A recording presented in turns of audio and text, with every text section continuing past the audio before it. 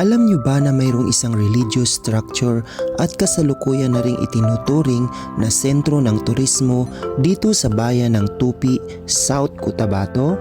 At gusto mo rin bang pumasyal sa isang lugar kung saan tahimik, banayad ang simoy ng hangin at malayo sa isang maingay na mundo ng syudad?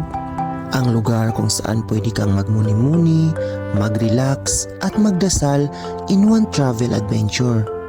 Bisitahin natin ang lugar na ito kung saan hindi lang religious purposes ang dinadayo dito, subalit patok din ito sa mga travelers na mahilig sa hiking at iba't ibang physical activities. Wow!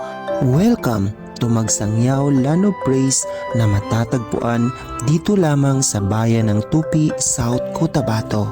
Isang di pangkaraniwang pasyalan para sa di makakalimutang travel experience. Sa halagang 50 pesos na entrance fee ay mararating mo na ang kakaibang tourist attraction dito sa lugar. Mayroon din silang night camping dito na nagkakahalaga ng 100 pesos per person at additional 300 pesos per tent para naman sa ground rental fee. So napakahirap guys yung pagpunta natin dito.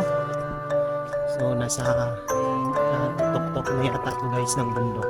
So accordingly nasa 700 steps bago marating ang tuktok ng Magsangyaw Land of Praise.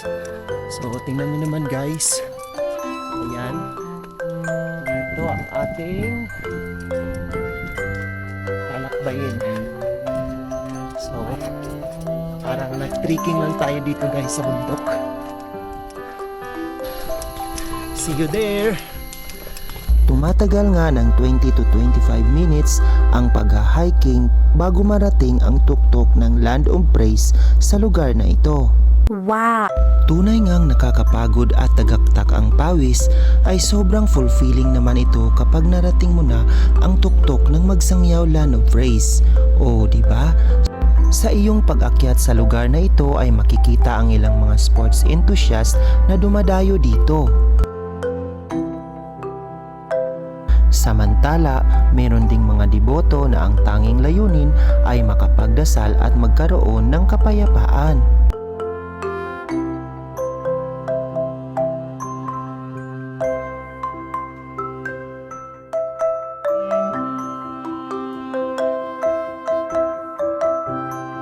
Ang Magsangyaw ay mula sa salitang Cebuano na ang ibig sabihin sa salitang Ingles ay preaching o mangaral.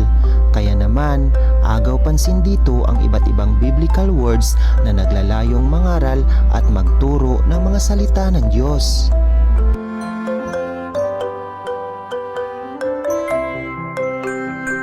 Kahit saang anggulo ka tumingin ay siguradong mamamangha ka sa mga luntiang kapaligiran at nagtataas ang hanay ng mga bundok dito. Samantala, picture perfect at good vibes naman ang hatid ng iba't ibang location spot na ito para sa inyong mga souvenir photos. Kaya naman, sigurado akong magsasawa ka sa iba't ibang photo location site dito para maging memorable ang inyong pagbisita dito. Wow! Feeling Disney naman ang hatid ng good vibes ng floating carpet na ito. Oh, perfect, diba? Woo! Patok din ang love locks na ito para sa mga couple na dumadayo dito. Till death do us part? Sana all! Agaw pansin din ang naglalakihang poste na ito na dagdag attraction din sa lugar na ito. What a view! Woo! Kapansin-pansin din ang wishing well na ito para sa mga travelers na may espesyal na kahilingan. Ang sarap naman tumambay sa lugar na ito kung saan overlooking dito ang napakagandang hanay ng mga bundok. Meron din silang mini canteen dito for your refreshment. Wow! At habang nagme-merienda ay pwede kang tumambay dito kung saan damang-dama mo ang simoy ng sariwang hangin. Samantala, ito naman ang ilan pa sa mga amazing spots na pwede mong enjoyin sa lugar na ito. Woo!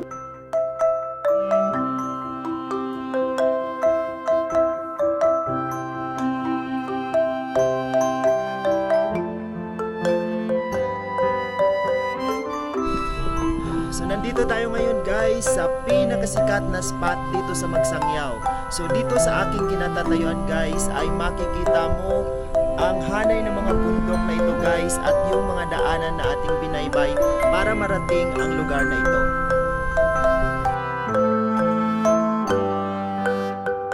Maraming mga simpleng bagay dito sa mundo ang pwede nating gawin na tiyak kong mag-iiwan sa atin ng panghabang buhay na di malilimutang karanasan. Kaya naman, kung may pagkakataon ay wag nating sayangin ang mga sandaling magbibigay sa atin ng wagas na kaligayahan. Sana kayo din mga ka-travels.